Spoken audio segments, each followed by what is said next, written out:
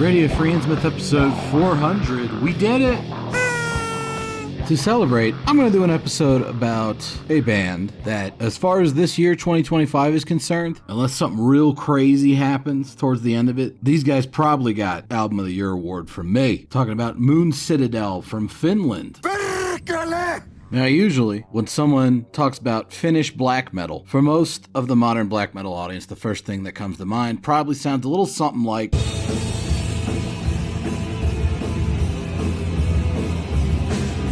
you know, Satanic War Master, Horna, Goat Moon, that sort of thing. All about that. I got news for you. That's not Finnish black metal. Oh no! This is horrible! Nope, that's just black metal from Finland, but it's not Finnish black metal. Allow me to explain myself. When I say Finnish black metal, I'm talking about a specific style of black metal that's endemic to Finland, the same way you can talk about Norwegian black metal as a style, to where you could have a band from another country playing black metal in the Norwegian style, like, say, Catharsis from Germany. It's not black metal from Norway, but it's Norwegian black metal. It literally just sounds like Under a Funeral Moon. Or you've got Hellenic black metal from Greece initially, but also its own style of black metal, to where you have bands like Necromantic Worship from the Netherlands. They're not black metal from Greece, but they play Greek black metal, if that makes any sense. In Finland, way back when all this black metal stuff started, they had their own style of Finnish black metal that was very different from any of the Mediterranean stuff or any of the Nordic stuff. You can think of bands like Early Impaled Nazarene, Beharit, Archgoat, Belial, and Barathrum. Very dark, very minimalist, aggressive, but paradoxically kind of meditative. Also, a lot of overlap with war metal, both due to intense levels of blasphemy and a certain affinity for grindcore that wasn't really present in the Norwegian stuff going on at the same time. If you ain't heard Finnish-style black metal, it goes a little something like... this here Early Impaled Nazarene song. You got this ultra primitive, almost kind of meditative, very dark stuff that then goes into blasting at a level that's halfway between normal black metal and pretty much grindcore. I would say that the most important characteristic of Finnish black metal of this style is its filthiness compared to pretty much all other styles of black metal. Modern day exponents of this style would be bands like Ride for Revenge or Venus Star, in addition to Finnish black metal bands from back in the day that are still playing the style like Archgoat and Beharit. Now, there is an awful lot of black metal from Finland that has more in common with the Scandinavian stuff. That whole movement's got a history going way back. It didn't start with Satanic War Master. It didn't even start with Horna. The phenomenon of black metal bands from Finland not playing Finnish black metal, but rather playing black metal in a more Scandinavian style started almost immediately after the Norwegian black metal style was codified. I'm talking bands like Thy Serpent, Azazel, and Nidhogger. Not a lot of people remember that last one, but they were pretty damn influential if you look at the overall direction black metal took. A lot of people see them as one of the first depressive black metal bands. I would say they're more accurately described as one of the first bands out there that kind of really understood what Burzum was doing. They're about neck and neck at the starting line with the Blazebirth Hall bands like Brannicold and Forest, and that Australian fella doing Abyssic Hate, as far as that goes. So it's black metal from Finland, but it's not Finnish black metal as a style. The reason I bring all this up is Mooncitadel don't really fit into either of those categories. They're maybe a little bit closer to the somewhat more Nordic sounding stuff from Finland, but even then, they're pretty far removed from most of the stuff you're going to hear on a label like Werewolf. They pull from a lot of influences out there that you don't really hear in a lot of Nordic sounding black metal from Finland. Specifically, a lot of the Greek stuff and a lot of the Slavic stuff. When I say the Greek stuff, I'm talking stuff like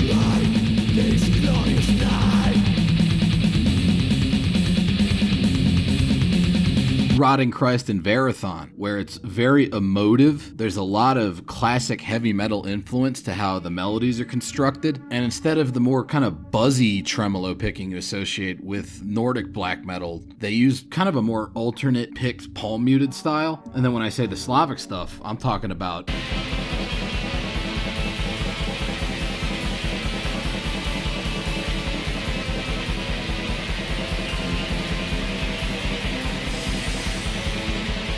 Graveland and other bands from parts farther east with these very long, wandering, highly elastic, bendable sort of melodies that are less dark and evil and more grim and martial in character. Mooncitadel seems to be pulling from those two styles of black metal as their primary inspiration, and then kind of mixing it with the outer edge of Scandinavian black metal to make something honestly pretty unique sounding. I haven't really heard someone tie together those specific styles in the same way that Mooncitadel does it. And you can hear that really well in their 2020 debut album, Night Scarlet Symphonies, which is kind of like Intestine Baalism's Banquet in the Darkness in that it came out in a distinct year, in this case 2020, but all the songs on it were written over about a decade. Like he's even got specific years listed for when each song was finished. And that long gestation period is reflected in how elegant the songwriting is on this album,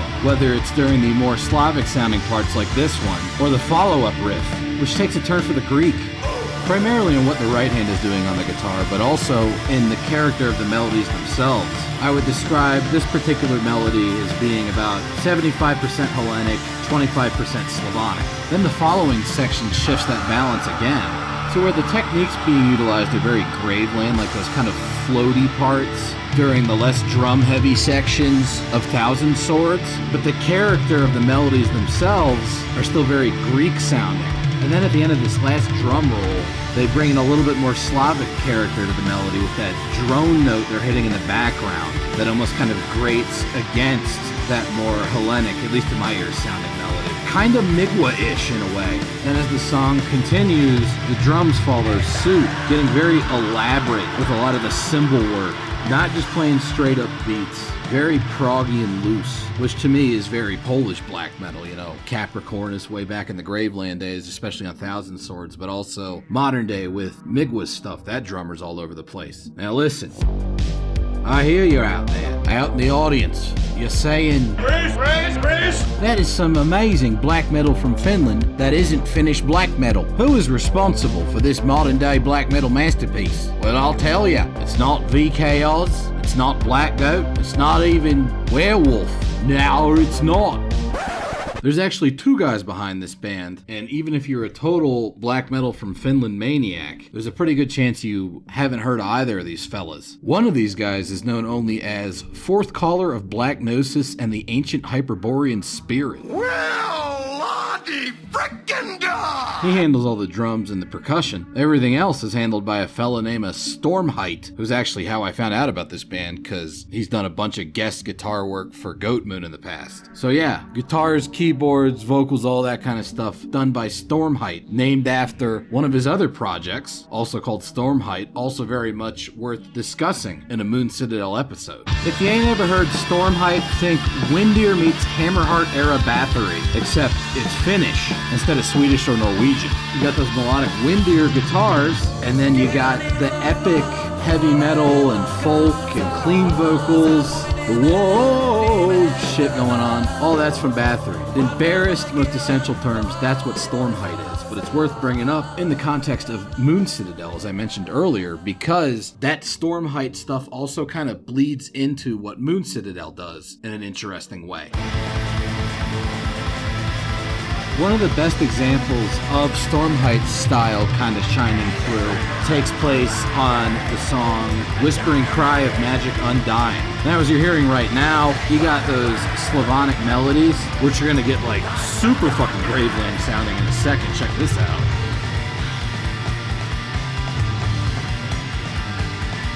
Rob Darkin would have been fucking proud of that riff. But then when we jump into the more Hellenic sounding stuff, that's when that Stormheit shit shows up. Are you hearing these fucking backing vocals? If you were more of a normie poser goofball, you could almost call this shit Viking metal.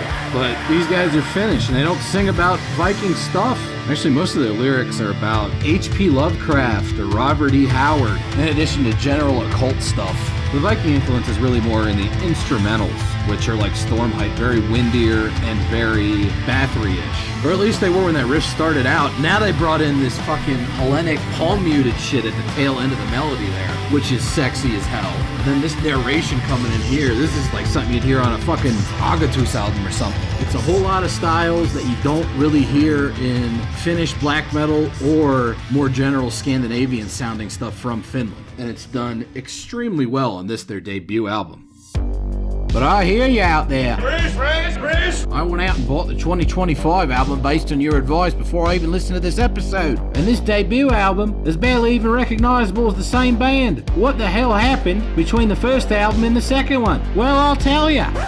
In 2021, these guys actually put out an EP entitled Onyx Castles and Silver Keys that literally sounds like 50% of what they had going on in the first one, meeting about 50% of the new wacky direction they've been going in lately. Really nice sort of transition, and a great little bit of music in its own right. This whole EP is actually a miniature concept album all about the H.P. Lovecraft dream cycle, that being the stories, the Dream Quest of Unknown Kadat, the Silver Key, and Through the Gate to the Silver Key, which is actually kind of my favorite stuff from Lovecraft, and is also very different than what you might be used to hearing from him with the Cthulhu shit. It's a much more cosmic and almost kind of optimistic, dreamlike atmosphere in those stories, and it's totally captured by the music on this EP. Whether it be during parts like this that sound like the first album, or parts like the one coming up here, where they show off a little preview of where they're going to be going on their 2025 album, which is, as you're hearing, some real wacky, weird, proggy stuff, and in a way is also very Hellenic because it mirrors the abrupt but similarly well done style shift that Zemiel and Agatus took earlier in the decade.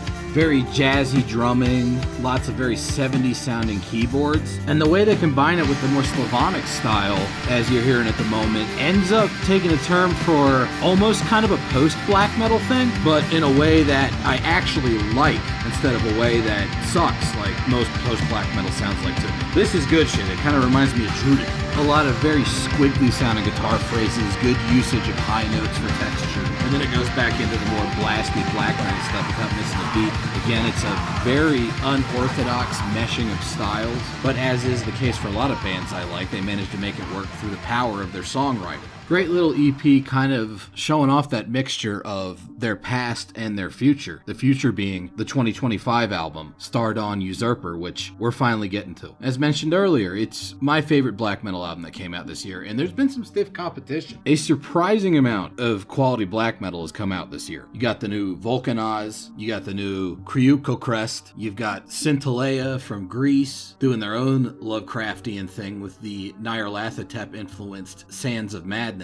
And you got great new stuff coming out of Slovakia with the most recent output from Stangarigel. But this Stardawn Usurper is really a special album. It hits me in a way that black metal hasn't really hit me since Agatus's Eternalist album did back in 2016. When I look at the lyrics and the song titles and the album cover and the overall kind of feeling behind this record, whereas their last EP was all about H.P. Lovecraft's dream cycle, this one seems to be more influenced by Clark Ashton Smith's Hyperborean stories, which, if you're unfamiliar with that guy's body of work, it takes place kind of in the same universe as Lovecraft and Howard, where with Howard you got the Thurian Age, which is the Kull stories, then the Hyborean Age, which is the Conan stories, then there's stuff from those that goes into the more modern day tales of H.P. Lovecraft. Smith's Hyperborean stories take place at the very beginning of the timeline of all that, on a lost Arctic tropical continent. People should be more familiar with his stuff because it's great, but that's kind of the issue with a lot of the weird fiction fans nowadays. They just kind of stick with Lovecraft and don't jump into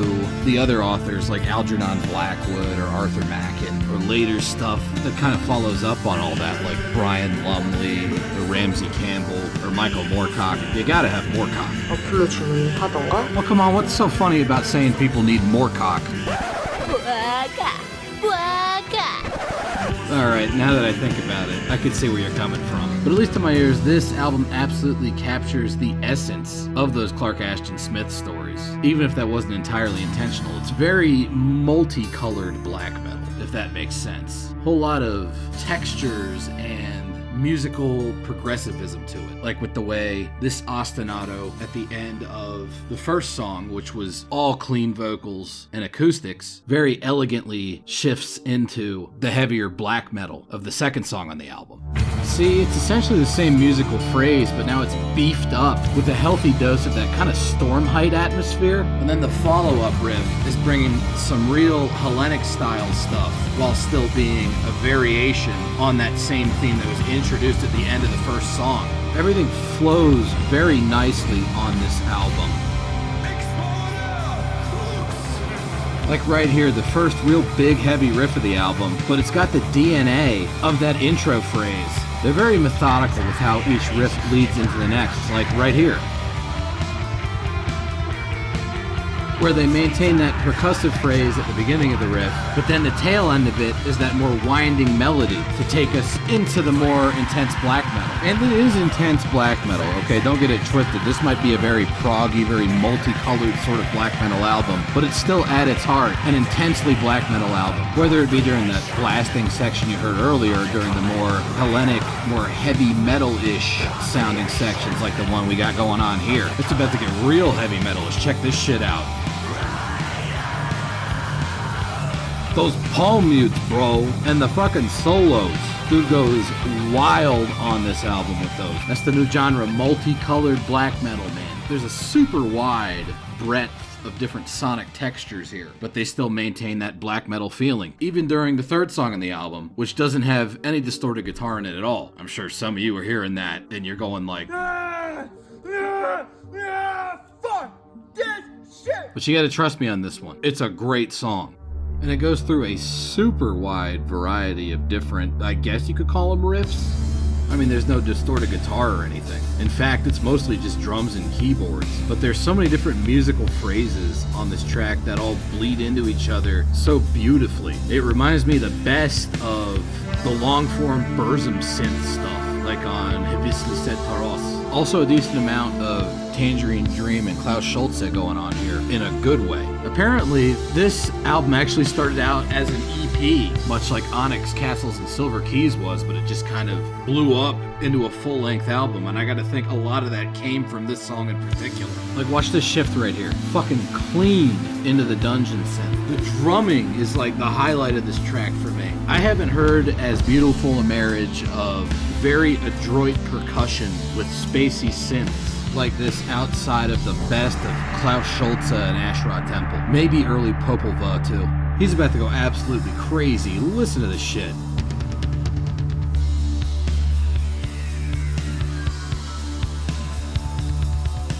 Like, I'm sure there's some people out there that hate this stuff, but it's not really a position I can understand. Like I said, this is my favorite black metal album this year, but this song in particular, I've been listening to multiple times a week, sometimes multiple times a day since I got the damn thing in the mail, right? And I haven't gotten sick of it. It's just fucking good. And then they cap the album off with kind of a synthesis between the hard-edged black metal of the second song and the sublime meditativeness of the third one. Because if you want those big nasty riffs like they had on the first album, this song's got plenty of that. In fact, it has the nastiest riff I have heard from Mooncitadel and their entirely too short band history.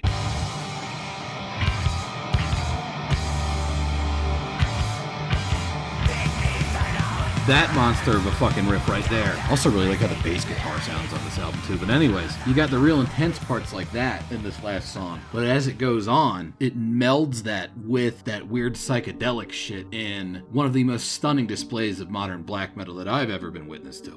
This song's also got moments where they get the closest they've ever gotten to Norwegian black metal. But even then, it's like weird Norwegian black metal. We're talking early Enslaved, which I love. Are you hearing that fucking bass? Then here comes that fucking bulldozer heavy metal Hellenic black metal riff.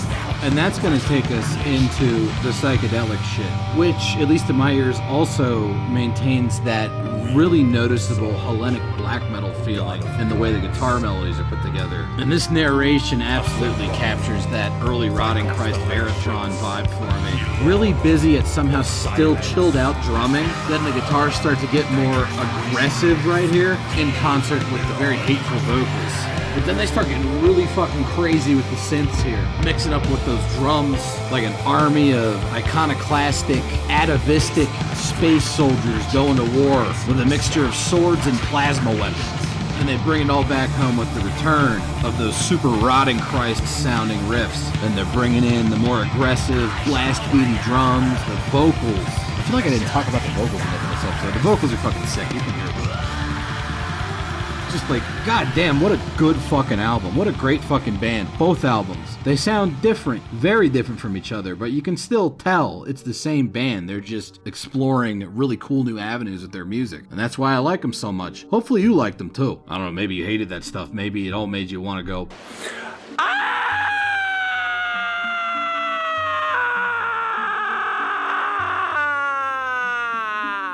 I can't imagine why it would do that, though. It all sounded pretty fucking good to me. But hey, whatever you got going on, thanks for listening or watching or whatever you did. Go buy that new album at Hell's Headbangers or whatever, and I'll see you next time. Bye-bye. Okay, Hollyweird, you win this round, but face it, the writing's on the wall and show business is cooked.